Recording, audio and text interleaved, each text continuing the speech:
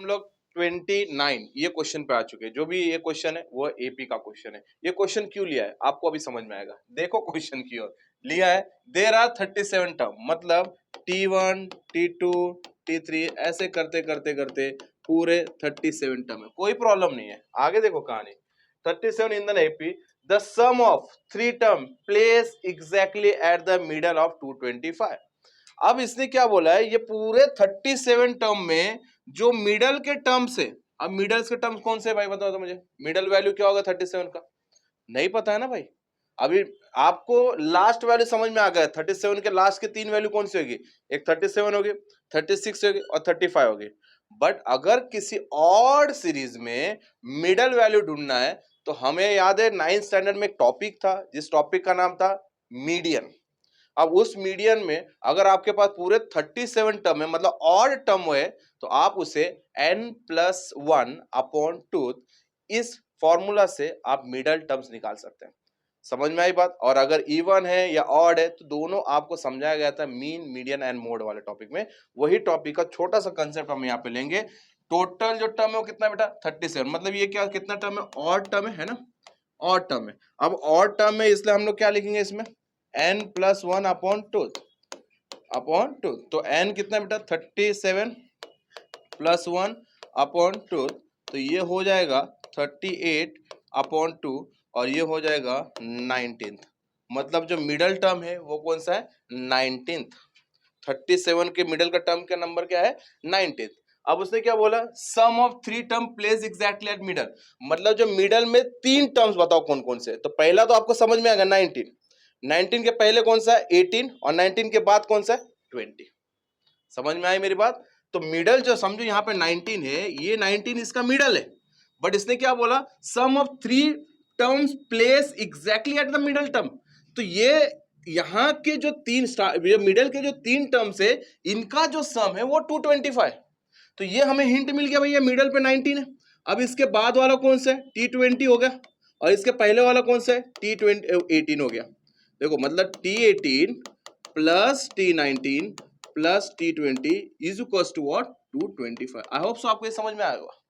ये कैसे करना है, जब आपका ऑड है, जब सीक्वेंस आपका ऑड है तो आपने कैसे इसका टर्म मिडल का टर्म कैसे निकाला n+1/2 तो n+1 37 + 1/2 तो 37 + 1 कितना हुआ 38/2 और ये हो गया 19, मतलब 19 टर्म आपका मिडल टर्म है। और उसने बोला स्टार्टिंग के 3 मतलब मिडल टर्म के 3 टर्म्स, तो मिडल के समझिए 19 थे तो इसमें 3 टर्म्स कौन से होंगे 19 के बाद और 19 के पहले वाला। तो हमारा एज पर फर्स्ट कंडीशन क्या बनेगा बेटा, तो देखेंगे एज पर फर्स्ट कंडीशन। तो फर्स्ट कंडीशन क्या होगा T19 प्लस, या तो मैं ऐसा लिखता हूँ सीरीज वाइज लिखता हूँ T18 plus T19 plus T20 is equal to what 225। ध्यान देना अभी सबके लिए अब क्या करना होगा बच्चों, सबके लिए आपको टर्म Tn का फॉर्मूला यूज करना पड़ेगा।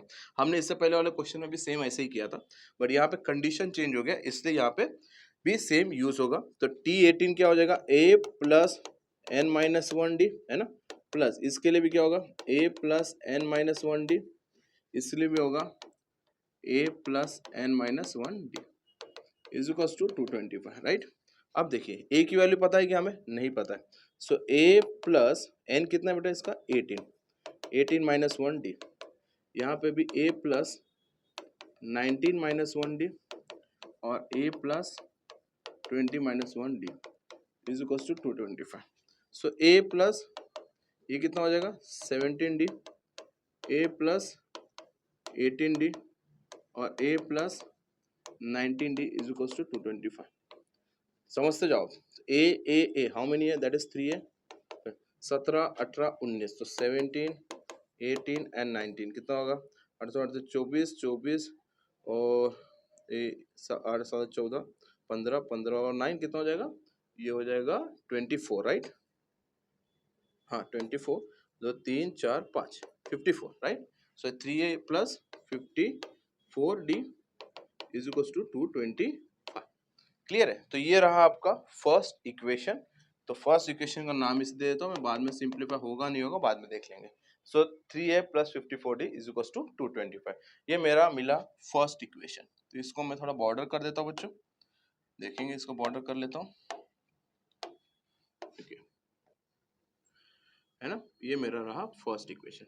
अब मैं सेकेंड इक्वेशन की ओर जाऊंगा, बट सेकेंड इक्वेशन जो मिलेगा वो मुझे सेकेंड कंडीशन के थ्रू। तो सेकेंड कंडीशन मेरा क्या बोल रहा है देखेंगे जरा। देखिए क्या बोल रहा है, the sum of the last 3 term. जैसे ये मिडल 3 टर्म की बात चल रही थी, वैसे अब लास्ट 3 टर्म की बात हो गई। तो लास्ट 3 टर्म कौन सा होगा, सबसे लास्ट में कौन बैठा है 37, उसके पहले 36 और उसके पहले 35। So as per second condition यहाँ पे भी वही बात हो गई।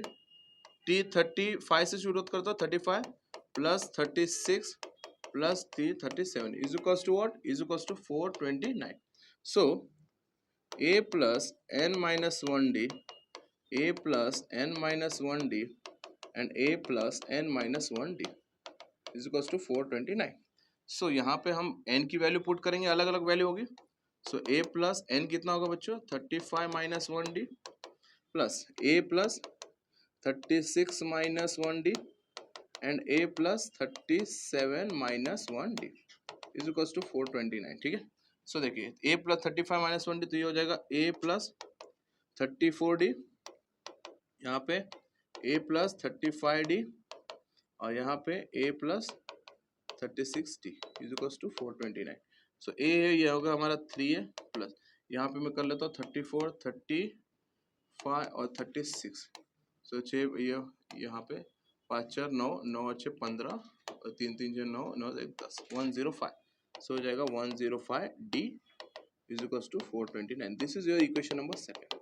आपको दो इक्वेशन मिल गया। अब दोनों इक्वेशन की हेल्प से आप क्या करेंगे बेटा, आप दोनों इक्वेशन की हेल्प से क्या निकालना है आपको, राइट द एपी, मतलब ए और डी निकालना है आपको, और आपको फिर सीक्वेंस बनाना है। ए का सीक्वेंस, ए तो पता ही आपको टर्म 1 पे होगा, और डी को हम क्या करते जाएंगे, ऐड करते रहेंगे, और जैसे ऐड करते रहेंगे नेक्स्ट टर्म में हमें आगे का टर्म्स मिलेगा। तो ये हो गया हमारे दो इक्वेशन। ध्यान से देखिए, इन्होंने, मैं एक बार फिर से क्लियर करता हूँ, इन्होंने क्या बोला, टोटल 37 टर्म है, कोई बात नहीं, उसके बाद sum of 3 term place exactly at middle.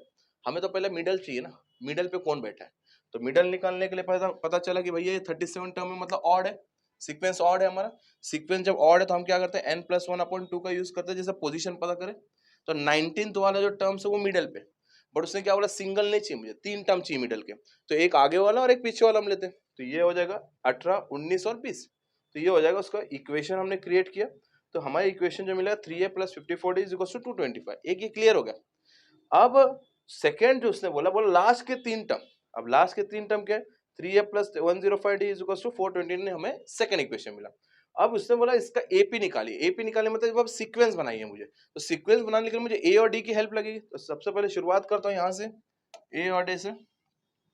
चलिए देखिए क्या मिलेगा बेटा, पहला इक्वेशन है 3a प्लस 54d, साथ साथ आप भी सॉल्व करो बच्चों, इज इक्वल टू 225। दूसरा इक्वेशन है 3a plus 105d is equal to 429। Okay clear है। तो देखिए हम लोग क्या करेंगे, सबट्रैक्ट करेंगे, है ना, क्योंकि देखिए इसे मैं टारगेट कर रहा हूँ, ये ऑलरेडी सेटिस्फाइड है, तो सबट्रैक्ट करके काम होगा। तो सबट्रैक्ट करेंगे तो साइन चेंज होगी, प्लस का माइनस और ये प्लस का माइनस, क्लियर हो गया, कैंसिल हो गया, प्लस माइनस माइनस। 105 में से 54 गया, कितना बचेगा, ये होगा 105, तो 55 हो गया, 55 में से 54 गया तो ये हो जाएगा 51, राइट। तो ये हो जाएगा 51 डी, और ग्रेटर साइन कौन से बेटा, माइनस। तो इज इक्वल्स टू, यहाँ पे माइनस करो, 15 में से 9 गया तो ये हो जाएगा 6, और ये कितना बचा, 11 में से 2 गया तो ये हो जाएगा 9, और ये कितना हो जाएगा, इसके बाद कितना हो जाएगा 225, तो 4 में से 1 जाएगा तो ये हो जाएगा कितना हो जाएगा 429 माइनस 225, तो 9 में से 5 गया तो 4, 2 में से 204, है ना। तो ये हो जाएगा बेटा 204। तो यहाँ पे मैं डायरेक्टली वैल्यू लिख लेता हूँ, क्योंकि मैं ऑब्वियसली छोटे में से बड़ा माइनस कर रहा था, तो यहाँ पे साइन चेंज हो जाएगी, माइनस 204 हो जाएगा, राइट। माइनस माइनस से कैंसिल हो गया, तो 51d is equal to 204। So d is equal to क्या हो जाएगा, मल्टीपल 51 वहाँ जाके डिवाइड हो जाएगा, 204 डिवाइड बाई 51। 51 को अगर मैं 4 से मल्टीप्लाई करूंगा तो क्या मिलेगा, 204 ही मिलेगा। सो d इज इक्वल टू क्या मिला, 4, है ना, ये मुझे मिला d। अब मुझे क्या चाहिए, ए चाहिए। अब ए के लिए मैं क्या करूंगा, डी की वैल्यू पुट करूंगा बेटा। देखिए सारा कंसेप्ट आपको सिखा चुका हूँ, इसलिए मैं थोड़ा स्पीड में लेकर चल रहा हूँ, क्योंकि ये सब चीजें आपने इससे पहले वाला जो क्वेश्चन है 25 से या 26 से हमने सेम टाइप के क्वेश्चन लेना स्टार्ट किया, सिर्फ कंडीशन चेंज हो रहा था। तो सेम ही तरीके से हम सॉल्व कर रहे थे। डी की वैल्यू मिली है 4। अब हम क्या करेंगे, डी की वैल्यू पुट करेंगे कोई भी इक्वेशन में। जैसे इक्वेशन नंबर 1 ले लिया, सो यहाँ पे मैं लिख लेता हूँ put D is equal to 4 in equation 1। Equation 1 क्या बोलता है, 3a plus 54d is equal to 225 so देखिए 3a plus 54 into 4 is equal to 225, right बेटा। सो 3a प्लस 54 को अगर मैं 4 से मल्टीप्लाई करूँ, 4 4 इज 16, 4 5 इज 20 और 21 216, तो प्लस 216 इज इक्वल टू 225। अब देखिए ए की वैल्यू निकालेंगे, प्लस 216 इधर जाके क्या हो जाएगा माइनस, तो 3a is equal to 225 minus 216, तो ये हो जाएगा 16 20 4 और 8 9, मतलब 3a is equal to 9। Multiple 3 यहाँ क्या हो जाएगा बेटा, डिवाइड, सो 9/3, सो 3 1 जा 3 3 3 जा 9। देखो यहाँ पे आसानी से आपको a की वैल्यू है 3 मिल गई। आपको सिर्फ कैलकुलेशन नहीं आता तो आज जैसे मैं कर रहा हूँ, आपको एक बार वेरीफाई करके करना पड़ेगा, गड़बड़ मत करो इसमें। जैसे आपने छोटा भी गड़बड़ कर दिया, आपकी वैल्यू चेंज हो जाएगी, वैल्यू चेंज सब सीक्वेंस गड़बड़। a की वैल्यू कितनी मिली है बेटा, 3। अब हमें क्या चाहिए, हमें चाहिए AP मतलब सीक्वेंस। तो पहला वैल्यू क्या है बेटा इसका, आपका 3 है ना, पहला वैल्यू 3। दूसरा वैल्यू क्या होगा, हम लोग क्या करते हैं ए में, अब मैं वापस से सारी चीज वापस लिख के बताऊंगा नहीं, आपको समझना है। ए में हम क्या करते हैं, डी को ऐड करते हैं, तो 3 + 4 कितना हो जाएगा 7। वापस से T2 में क्या करेंगे, डी को ऐड करके मुझे क्या मिलेगा, T3 मिलेगा। तो 7 में 4 को ऐड किया तो कितना हो जाएगा 11, उसके बाद फिर से 4 आएगा तो 15। तो ऐसे ही सीक्वेंस आपकी बनती जाएगी और यही आपका फाइनल आंसर है। मैं वापस से एक बार फिर से बता देता हूँ, काफी लंबा चौड़ा क्वेश्चन था बट आसान क्वेश्चन था, आप इसे आसानी से सॉल्व कर सकते। ये समझने के लिए आपको कंडीशन को थोड़ा समझना होगा। कंडीशन में बोला कि 37 टर्म है, कोई बात नहीं, 37 टर्म है जो सीक्वेंस ऑड है, उससे बोला मिडल के 3 टर्म वो उनका जो सम है वो 225। पहले मैंने मिडल का एक वैल्यू निकाला जो कि मुझे मिला 19। अब 19 के 3 टर्म्स कौन से होंगे आसपास के, 18 19 20 है ना, 19 बीच में तो इसके पहले वाला और इसके बाद वाला, इनका सम ले लिया 225। सेम इनका टीएन का फॉर्मूला लगा के यहाँ पे सिर्फ एन की वैल्यू इनकी चेंज होते जाए और वापस से सारा सॉल्व किया तो इसका इक्वेशन मिला 3a + 54d = 225। सेम यहाँ पे भी यूज किया बट यहाँ पे मिडल था, यहाँ पे सेकंड कंडीशन में बोला लास्ट के 3 टर्म, तो लास्ट के तीनों टर्म यूज कर लिया, 2 इक्वेशन मिल गया। बहुत आसानी से लीनियर में हमने देखा है, बार बार हमने देखा है इसे क्वेश्चन। यहाँ पे हमने डी निकाल लिया, कैलकुलेशन से करके हमने यहाँ पे ए निकाल लिया और हमें एपी निकालना है। याद रखना क्वेश्चन में अगर आपको कोई बोलता है राइट द एपी, मतलब आपको सीक्वेंस निकालना है। सीक्वेंस निकालने के लिए जरूरी चीज क्या है, ए और डी। ए मिला, डी में ऐड कर दिया, क्या हो जाएगा T2 मिल जाएगा, T2 में डी ऐड कर लिया T3 मिलेगा, T3 में डी ऐड कर लिया T4 मिल गया। तो वैसे ही सीक्वेंस मिलेंगे और ये जो हमको सीक्वेंस मिला है 3 7 11 एंड 15, ये इसका फाइनल आंसर है। आई होप सो बच्चों आपको टीएन से रिलेटेड जितने क्वेश्चन मैं सॉल्व करा रहा हूँ आप खुद से सॉल्व कर रहे हैं, खुद से प्रैक्टिस करेंगे।